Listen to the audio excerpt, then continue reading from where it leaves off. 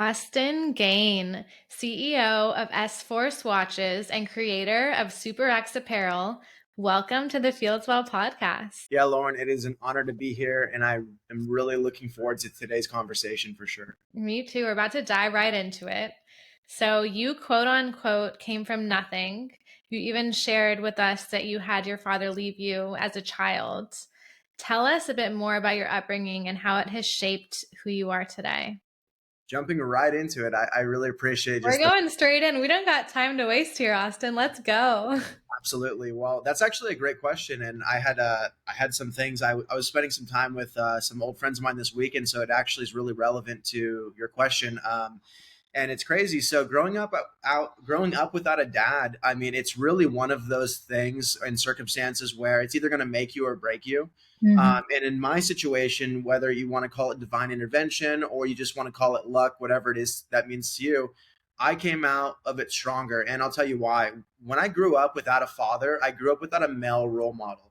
And when you have a male role model, good or bad, I mean, it really does impact and shape your life. For some people, that role model might not be a good influence. And for others, it is a great influence. So for me, not having any role model, essentially, for the most part, I had to find my own role models. I had to look from outside of my neighborhood, outside of my community. And fortunately enough, when you're a man or a young boy or a young man looking for a role model, I was fortunate enough to come across like individuals that are top tier, that are really inspiring, really successful, just people that you idolize and you want to be like. And for me, that was very fortunate that I didn't have foundations in terms of the type of man I wanted to be until I started looking for those men. And luckily for me, through divine intervention, luck, whatever, that I was able to look at people like Arnold Schwarzenegger, Jim Rohn, certain pastors that I've admired, lots of authors, pretty much just the world's most interesting and successful and, for lack of a better term, wise individuals. And I kind of based my personal development journey off of these individuals because I knew, hey, I grew up in a small town. I don't have a dad, but these people are doing things that I can only dream of doing. Yeah. So it set me on a trajectory where I'm like, hey, I might not have everything figured out. I might not have all the advantages, but if I continue to listen to people like this and I kind of do what Tony Robbins call and kind of mimic what they're doing essentially, then maybe one day I could work my way out of my circumstance and create a better life for myself and my future family. It takes a certain type of individual to believe in that, though, because it's easy when you're, say, born into, circumstances like you were, without a father. It's easy to be in a place of like feeling maybe insecure or not sure how to get to where you desire to go. But you, it sounds like from a young age, really believed in yourself and your ability to get there. Yeah, that's exactly right. And again, I don't know how much of it is circumstance versus, like my own doing, but Yeah. it is what it is, and I'm really lucky to have both. And I just think that I grew up with a chip on my shoulder too, because of not necessarily having a father, and also just minor things in life that we all go through. But it impacted me, and it impacts everybody a little bit differently. So things like getting bullied from different groups. And a good way to emphasize my upbringing was I always felt like the black sheep of groups, never really fit into certain groups, and I was always trying to. And it kind of forced me to be a contrarian, and it forced me to be somebody who was just be different and in a way that was good, as long as being different means being successful.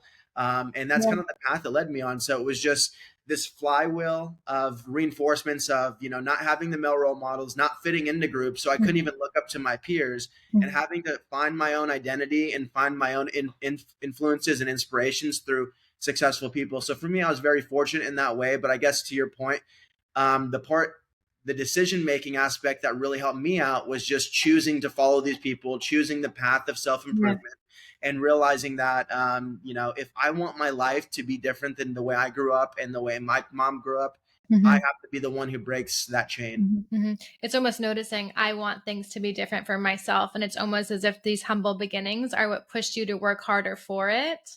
And I think it really is, our adversity can be our greatest advantage, because think of all you learned. Think of how much harder you had to push and work to achieve where you are today. So I commend you for that.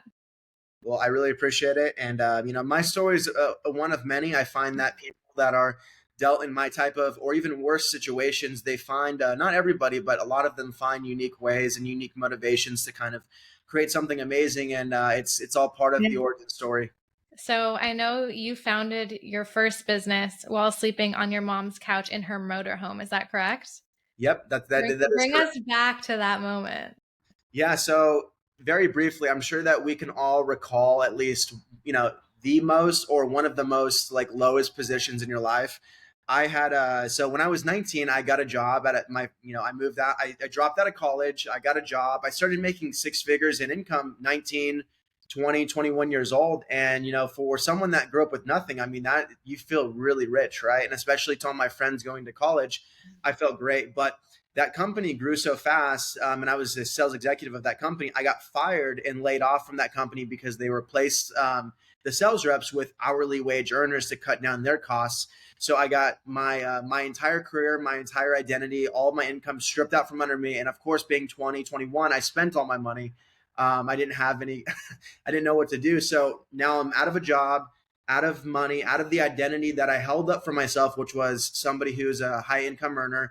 And then to make matters worse, the relationship that I was in, we had broken up and it was really damaging on me. And it's kind of like going from, in a relationship, making a lot of money, having respect, kind of working your way out of a hole, going to literally resetting and, living with my mom again for a short time, not having a job, not having anything, in terms of that I'm proud of, shifting my entire identity to redefine who am I? And that was a really tough time for me. So in the midst of that, I have memories of sleeping on my mom's couch, and just journaling and just trying to think of, business ideas, think of ways to get out of the situation.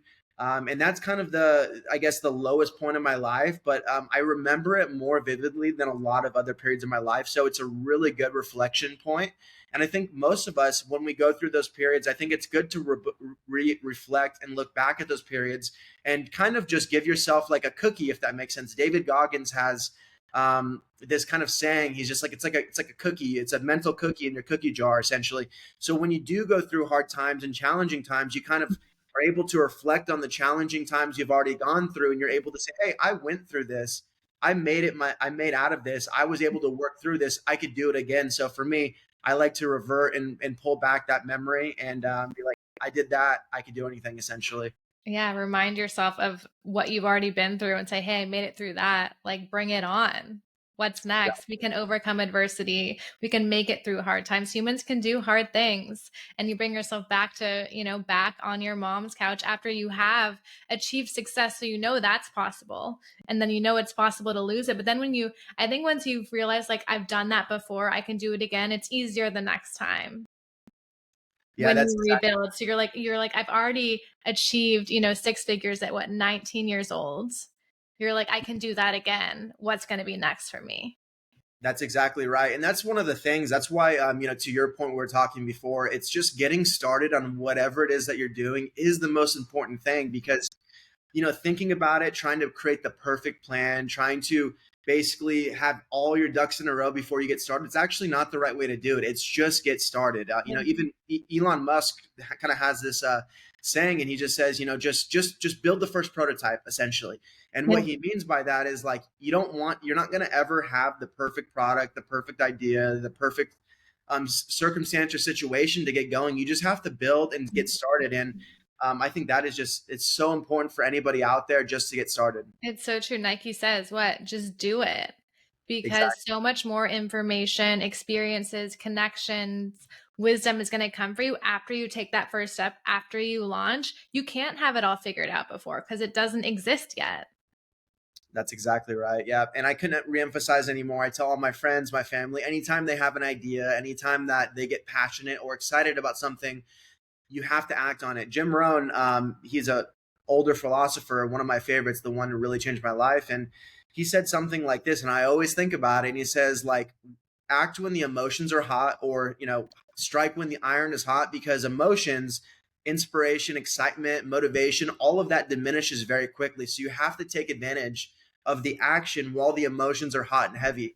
And I'm sure all of us, anyone listening, yourself, we've all had, moments of motivation or inspiration for anything, whether it's to, go to the gym and, get into the best shape or start a business or whatever. And then, you wait too long and then you're like, well, maybe I don't really want to do it, or you find reasons to Yeah. justify not doing it. So I always like to refer back to that. It's like strike when the emotions are hot and heavy, because Mhm. emotions diminish extremely quick. And listen, your intuition, your inner voice is telling you something in that moment. Hey, act on this. You're being called to start to execute. And when you don't, I believe you start to distrust yourself, because you're not giving yourself permission to go after what your heart is telling you you want to do.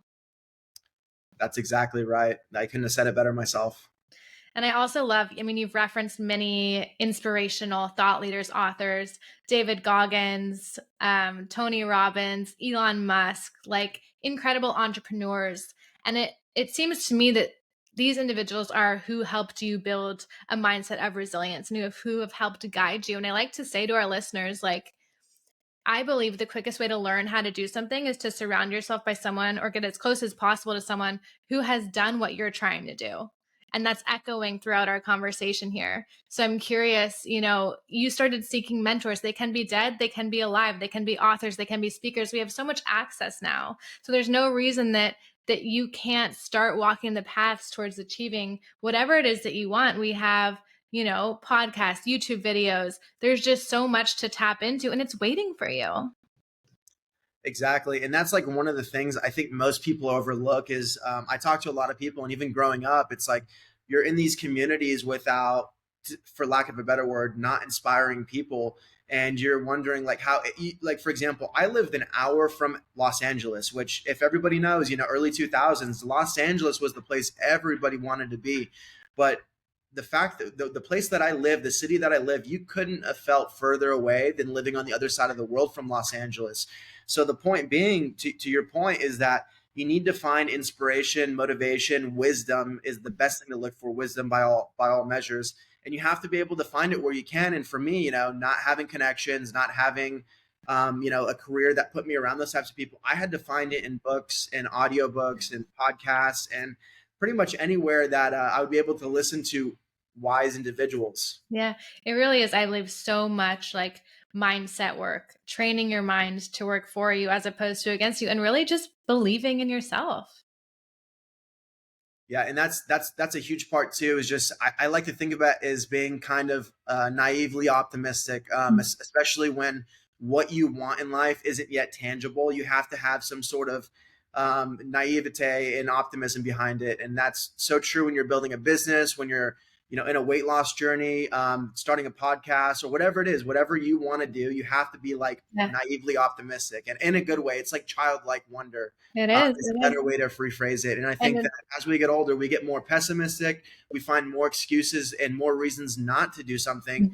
But the more fuel and fire you can add to the flame of why you should do it, why it's going to work out, even if it sounds crazy to everybody else, that's what you need in order to make it work. Because as you're aware, being successful or just making progress in any direction is so hard. There's so much competition. There's so much external things happening to us, whether we're talking about your state, your country, or just your community, or the responsibilities you yeah. have with your family, your friends, or whatever. So you just need to, like I said, act when the emotions are hot and heavy, and then add as much optimism, belief, information, and positivity onto that, so you can continue to carry that motivation and manifest it into reality. Yes, this is so good. For our listeners, there is no other you. Sure, someone may have done something similar, but there is no other you. So trust in that. If something seems oversaturated, there is no other you. And you have to believe in yourself. And instead of focusing on what if I fall, focus on what if you fly and what that's going to feel like. And it's that momentum piece that you start to feel once you start working towards your goal. That's exactly right. And something to add into that too, a lot of people are afraid of failure, and I am definitely one of them. But I've kind of rewired my brain to look at trying and doing as a science experiment. And if you think about a science experiment, I say this not to be smart or anything. I say this because as children, we all had done science projects in elementary, middle, and high school. And think about the trifold boards where you put your hypothesis, you put your lab results, and then you put your conclusion. That's what you need to think about when you're in pursuit of anything that takes effort, risk, and uncertainty. And this is why I say you want to treat it like that, because your hypothesis is, this is what I want, this is how I think I'm going to get it. And then your test is basically, this is what I'm going to do. And then your conclusion is, did it work or did it not work? And the problem with most people is they go through that process one time and then they either give up or they feel defeated and they say it's never going to work out. But the beauty about treating it like science is you basically just keep going over and over and over. And it's like Thomas Edison. It's like he didn't say, I failed 10,000 times. He said, I found 10,000 ways not to build a light bulb. And that might just sound like a grandiose idea that doesn't have much weight, but treat that like in your own life, like try it. And if it didn't work that way, well, the great part is you just try a different way and you keep adapting and you keep adapting your hypothesis until eventually your conclusion is, hey, it worked and it worked this way. But most people, they try it once, maybe twice, and then they give up. And for me, I'm kind of like, I just never give up. I never give up. I never stop, because I know if I pivot enough, if I keep changing my hypothesis, if I try to do it a little bit differently next time, it might take 5 times, 500 times, but eventually something will work out. And that is how scientists treat, whether they're discovering the cure for cancer, creating new inventions, engineering. That's how scientists treat the discovery process of building something from nothing. And you're no different. If you just keep trying, testing, and then getting your data and your feedback, you say it didn't work out, and then redoing it over and over until it works out. Then if you look at it like that, it's almost guaranteed success if you try enough times. Yeah. You're learning, it's information. And I love you thinking of it as like an experiment. I say fail forward, because then you learn something regardless. And I'm with you. Like, people, they are afraid of failing. They're afraid of getting it wrong. But that is just more information that eventually will help you get it right. And I read this quote yesterday from Warren Buffett, and it said, people won't dedicate 3 years to building their own business, but they have the patience to work for others for 40 years. Yeah, that's beautiful. There's another quote that reminds me of that. And I think you and I are personal development nerds. So we're going to go back and forth on these things. And there's a quote that really stuck with me. I think Tony Robbins said it. And it's like, people underestimate what they can do in 10 years, but they overestimate what they can do in a year. And I think living in a world with instant gratification and also comparison biases all around, you're on social, you see all these people living their best life. And you're like, well, I want this and I want it now. I want it quick. And then when it doesn't happen, you basically go through the cycle of getting disappointed, restarting until you get motivated again. And it's this vicious cycle. When in reality, the moment I shifted my timelines and my goal expectations to 10-year marks, my entire life is different. I'm happy. I wake up every day because I know what I'm building is going to be so amazing, but I'm going to have to wait 10 years to build it. And guess what, everybody? 10 years is going to come and go. Doesn't matter. It's going to come anyway. So you might as well ensure that you look at time frames and longer periods. So that way you actually end up where you want to go, instead of thinking you can change the world in a year and be disappointed and never get anywhere. Yeah. So you created or founded your first business at 23 on your mom's couch. Yes. You're now 29, self-made millionaire. Yes. So there's a 6-year range there. How did you stay patient and committed during like the slow and consistent growth phase and not get frustrated with like wanting perhaps overnight success? Yeah, Lauren. It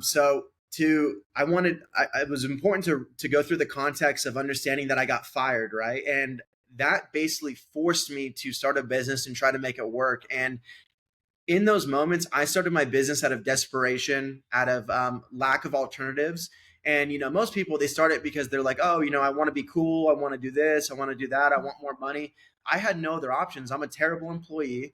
And at the time, I wasn't yet mentally developed enough to actually have a career. So I really had no other choices. And the interesting thing that you said right there, Lauren, and in all actuality, that 6-year mark was very excruciating and it was very hard. There was many times I thought I was going to go out of business. I didn't have the right information. I did the wrong things and I made a lot of mistakes. And the interesting thing about that is during that 6-year period between 23 and 29, it basically goes like this, right? Ideation, nothing. It's basically a straight line of this. Mhm. And to be completely transparent, it wasn't until I was 28, which was last year, that not only my net worth, but my business revenue, my happiness, my success went like this.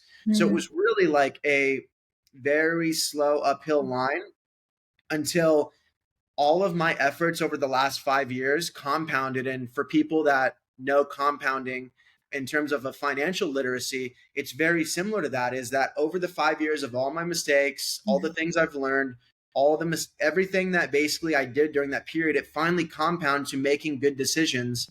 And then all of a sudden at 28 years old, everything shot up. It basically went, it was like I'm talking factors of like 10, 20, 30 times more. Wow. Um, and it's crazy. So I thought, like most people, that I was going to have my business at a certain place, my Right. finances at a certain place within a year, within 2 years. Right. That seems reasonable. Maybe 3 years, but Right. I didn't envision it was going to take me Mm. Mhm. 5 years to where things started to scale up and take off. But I'm Yeah. glad it did, because now the business and my expectations, I'm looking at things in a 10-year timeline, Mhm. and the goals that I am now setting, it's weird, they are way bigger. I'm talking multitudes of 100 times bigger than they were 5, 10 years ago. Wow. And Incredible. it just took the compounding of those efforts. Yeah. I'm a big believer in like write out the 5 and 10 year plan, but like as time progresses, you can rewrite that.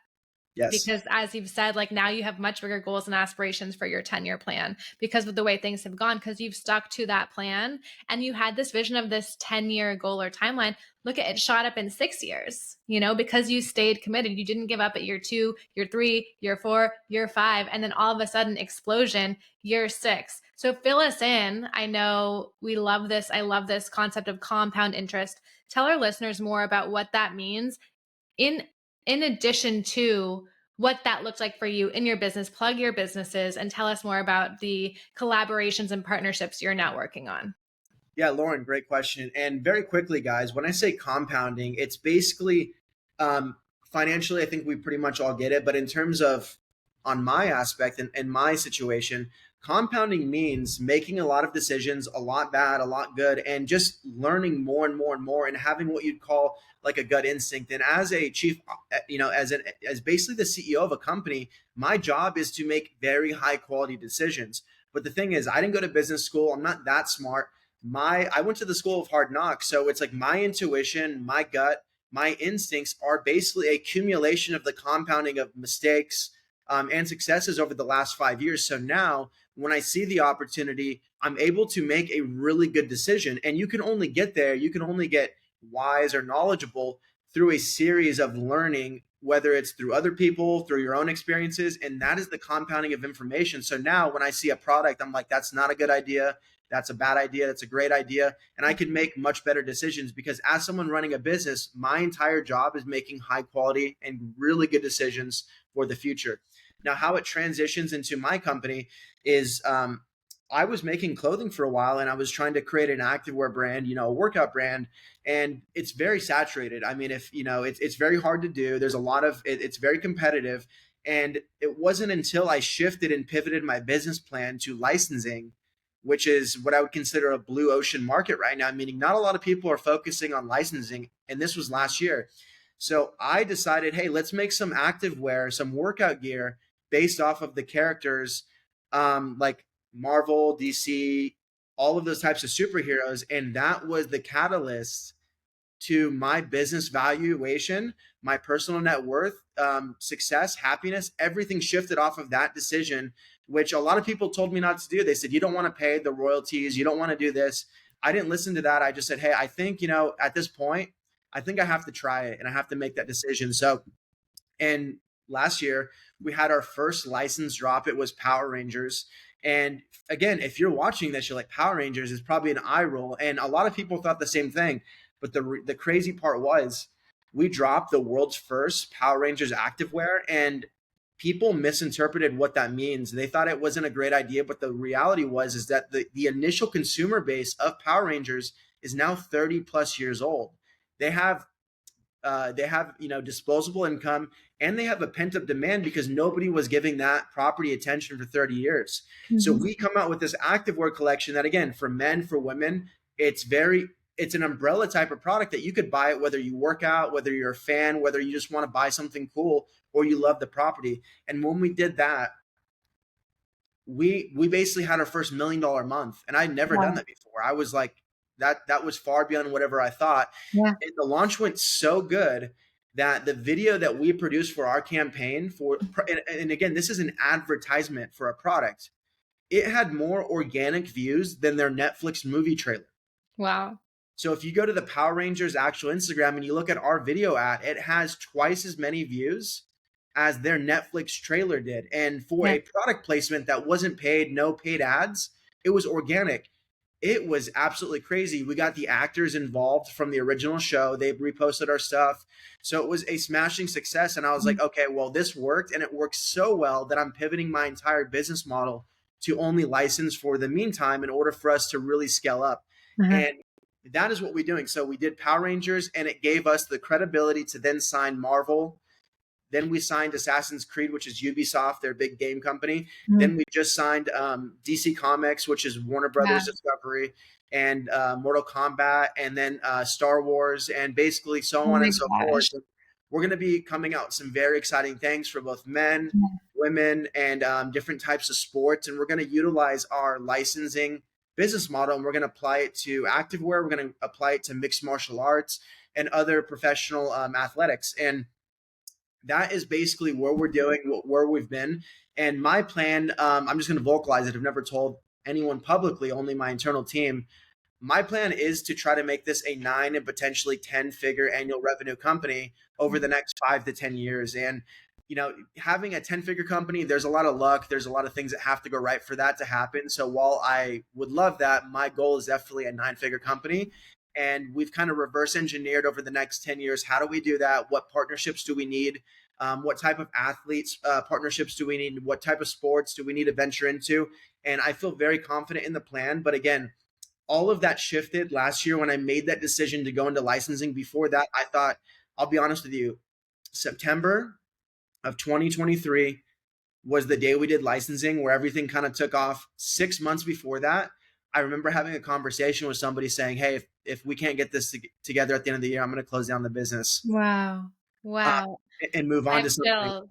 I have chills, Austin. I'm so excited for you, and you can feel the energy and excitement coming out of you, being so proud of what you've built. And I believe, like, if you can see it, if you can envision it, you can achieve it. So these 9, I mean, I'm sure you never would have imagined having $1 million month last year. No, no, exactly, exactly. I was getting to the point where I was like, if this business is just being able to Yeah. pay me, 5 to 10,000 a month, I'm okay with that. And that is so crazy to think in retrospect, because now that we have a proven business model and things are going well, the vision that myself and my team and everyone we've hired has for the company is much bigger than anything I could have ever dreamed of. Yeah. And it's just crazy that if you never give up and you find the right opportunities and you Yeah. compound your experiences and you get smarter and wiser, and you're always curious, you're always open to learning, and you're always trying to increase and being open to personal development, it will compound so dramatically that I think it's going to provide the life for me, my family, my friends,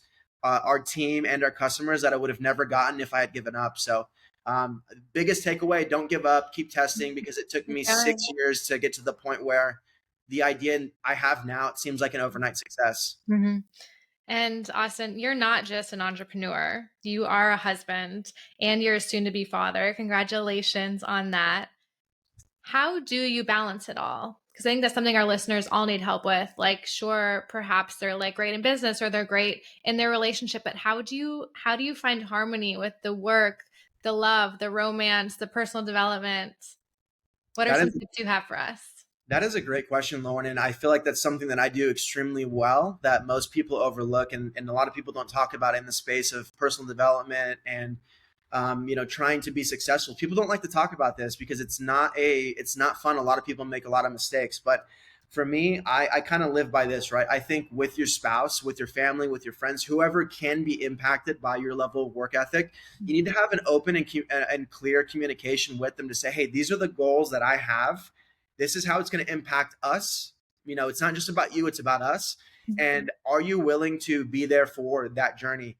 That's really important to ask. And that will really allow you to have peace and transparency with that person.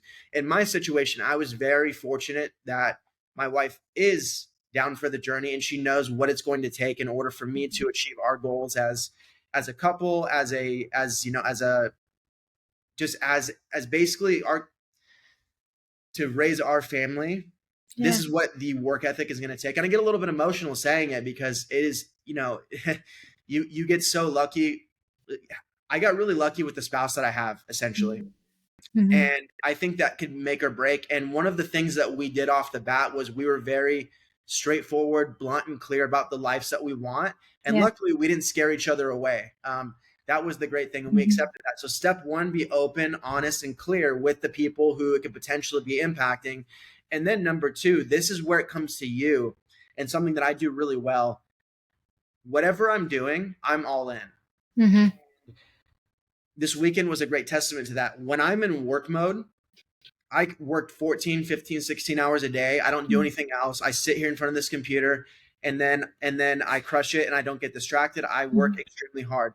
But when I spend time with my wife or spend time with my friends, I'm all in. I don't open my phone. I don't do anything. And I think Jim Rohn, I keep going back to him, but Yeah. one of the things he said is wherever you are, be there. He Mm. says, if you think about the beach while you're at the office, then you will surely think about the office while you're at the beach. Wow. And what that really means is wherever you are, be there. So if Mhm. you're working, work your butt off. When you're Yeah. with your family, Yeah. think about them and be so invested in the moment Mm-hmm. that it does two things. It gives you peace, but it gives your spouse, gives your family, gives your friends peace. Mm-hmm. And I just never wanted to be the person, with my family, with my friends, just sitting on the phone, texting, doing all these things, not being involved in the moment. Because something that I've grown to realize in terms of what's the value of life, it's the collection of experiences along the way that create your life. Yeah. We get to choose those experiences, but the other thing that we get to choose is how deep and how meaningful those experiences all are. And the only way you can increase the level of those experiences being fully in tune with it. Mm-hmm. So whether I'm working or, like I said, with my friends or family, I'm all in on the situations and it Yeah. gives everybody peace. And it's like, hey, Austin might not be there that often, but when he's there, he's Yeah. all in and it is worth more to my wife if Yeah. I spend an hour or two with her and I'm all in versus spending 10 hours with her, Mm-hmm. kind Mm-hmm. of halfway in, halfway out. So Yeah. that's my best advice is open, clear communication, and wherever you are, be there. Be present. That's so helpful because I'm with you. And it really hit home for me, as I was in a really serious relationship, then had spent like a year dedicated just business, just getting this podcast off the ground, just starting to speak more and do more coaching. And then now that I'm starting to date again, I worry and sometimes feel guilty when I'm not focused on the work. But I do try and be super present. And last week I took 24 hours with my mom. We drove from San Diego to Valle de Guadalupe. I spent 24 hours together. And that was so meaningful because we hadn't taken a trip together in so long. And it was fascinating how when I came back, I had all this like creativity and innovation. And it's because I just took those 24 hours to be present with her. And so I don't think it has to be balance where everything is the same level. It can be harmony where like certain times when you're at work, it's work mode and then it's wife mode and it all kind of can piece together.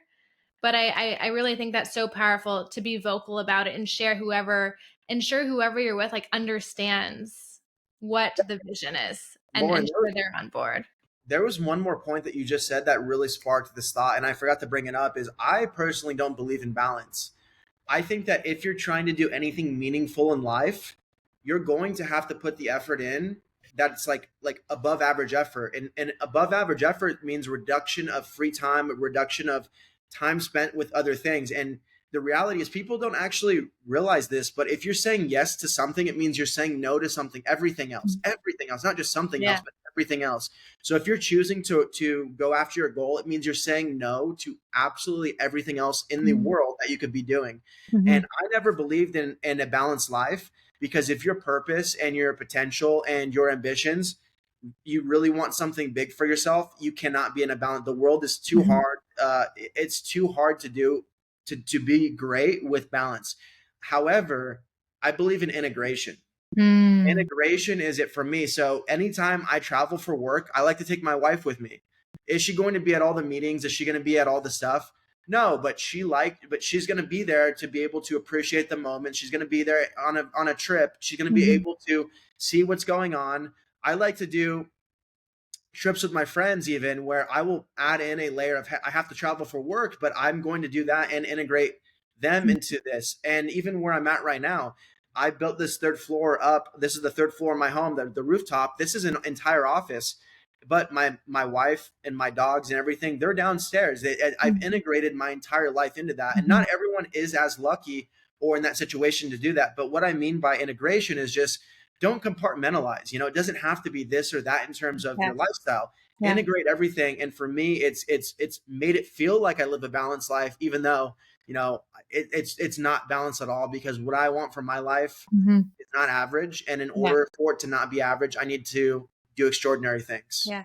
And I think instead of thinking of like, oh, this isn't going to work, this is difficult, or like, look at how these are all separate areas, how do I combine them? Instead, like, how can I make them all fit together? And how can I, as you said, integrate them? And another thing that stuck with me is like, it's boundaries and it's deciding with each, like, how important each yes is. And if it's not a hell yes, it's a hell no. Oh, I love that, Lauren. I love that. Hell yes or hell no. Mhm. And the thing that really hit me with that too, and this will be really brief, is the other day I was walking. I love to contribute to charity, both financially and with actions. And the other day, someone asked me, "Hey, would you donate to this cause?" And I, for the first time, I actually said no. And they were like, "What? Like you don't care about this?" And I was like, I can't, because if I give you my money, that means that the charity that I actually care about isn't going to get that money. Yeah. It means that the money that I'm giving you is never going, it's not going to anywhere else. And I think that's how we have to protect our time and energy too, Yeah. is that whatever you say yes to, it needs to be a hell yes, because if it's not, then it's not going to be as valuable to you. So anything that you do in life, make sure it's a hell yes. It has to be. You know what? I don't think it's sometimes hard to realize, but every decision you make influences and affects everything else in your life. Even if it seems like a small decision, it's a ripple effect to everything else. So pay attention to your yeses.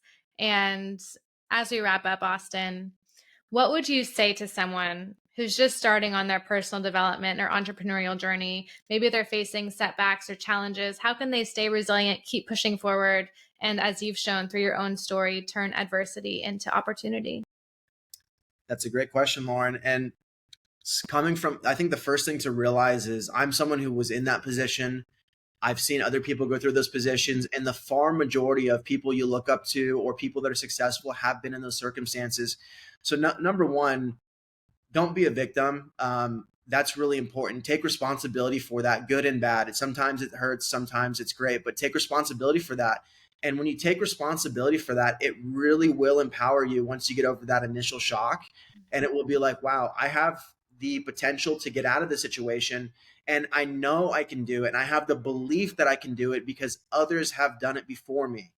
So acknowledging that others have done it, taking responsibility for your life and your outcome, no matter what situation you're in, even if people are terrible to you, take responsibility for that. And the next thing is go in the mirror, write it down, journal, whatever you have to do, and just promise yourself you'll never give up. From the moment that you wake up to the moment they put you into the ground, you will never, ever give up. And if you look at anybody who's ever worked their way to success, that is a common trait amongst successful people, is persistence paired with naive optimism. And if you do that, if you have never ending persistence paired with optimism, you're going to be successful at what point? To the Mhm. level of success, and this is really important for everyone to understand, that's unknown. There's a lot of unknown factors. That's going to depend on luck, God, whatever it is that you believe in. But the promise is, if you pair persistence with never ever giving up with that optimism, you're going to find the opportunities in the long term. You're going to be able to change your life. You're going to become stronger, wiser, and better over time. Mhm. But you need to give yourself the ability to never give up and to stay in it for the long haul. And I think that if you pair all of those little traits that I mentioned, you're going to have success. It may be, not as much as you thought, which is fine. You'll still be farther along than if you didn't dream it. But in my case, I was fortunate enough that the success that I am now chasing is far beyond what I ever thought was possible for my life or for my business. So for Yeah. me, it was on the upside. But I just want to encourage everybody to look in the mirror, make themselves that promise, understand that it's going to be hard, that you should expect the hard, and regardless of the outcome, the character that you've built along the way is going to make all of the difference. And the best part is, everybody you know will respect you. And the most important part to me is you never know who you're impacting, whether we're Mhm. talking about a child, whether we're talking about Mhm. a friend, whether we're talking about people you don't even know. Yeah. Lead by example, never give up, and be that person Mhm. that others admire. And that's the best advice I have. Yeah. Wow. Awesome. I'm pumped up. Let's go. That was amazing. What an incredible way to start my day. I have dreams to chase, and I'm with you. You never know who's going to resonate with your message, your product, your mission. Even if it's just one person that you impact, that is huge. So get out there, dream big, take accountability for your life, and never give up. Where can our listeners find you? So best place to connect on Instagram is just my name at Austin Gayne, and then for my businesses, SUPERX. If you look at Instagram or Google it, whatever, we're like the first ones on there. And then I have another brand, S Force, and we are a watch and jewelry brand. So check them out. If not, I hope you've enjoyed this, and I hope you got something out of it. Just my goal is to always get the audience at least one thing that they'll that will help them out. So I hope anything I've said has been valuable. But Lauren, thank you so much. It's been an honor to be here, and as personal development nerd, I've really enjoyed this conversation. Oh, thank you, Austin. I can't wait to see what the future holds for you. Likewise, thank you.